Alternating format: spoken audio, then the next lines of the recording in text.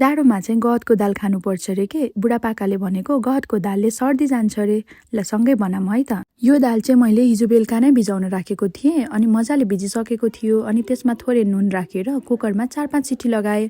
यो चाहिँ कति मजाले पाकिसकेको थियो के अनि पाक्दा पनि कस्तो छक्रक्क देखिन्छ अनि यसै बनायो भने स्वाद पनि राम्रो आउँदैन के। त्यही भएर मैले चाहिँ यसलाई मजाले म्यास गरेँ अनि हल्का लेदो लेदो बनाएँ, थोरै पानी थपेर अनि पातलो बनाएँ। अब चाहिँ यसलाई मस्त झानिदिने, झानिदिएपछि त रेडी भइहाल्छ। मैले चाहिँ यहाँ घिउमा झान्दैछु। घिउमा चाहिँ यसको टेस्ट एकदमै मिठो आउँछ। थोरै कम आफ्नो इच्छा अनुसारले हाल्दा हुन्छ।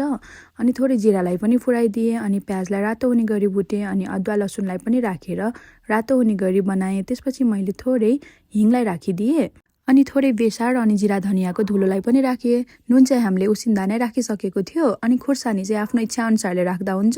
मेरो चाहिँ सानो नानीले पनि खाने भएर खुर्सानी राखिन अनि लास्टमा थोरै धनिया राखेपछि त हाम्रो मिठो मिठो दाल रेडी भइहाल्यो। हजुरहरू पनि यो जाडोमा यसरी नै मिठो गहतको दाल खानुहोला।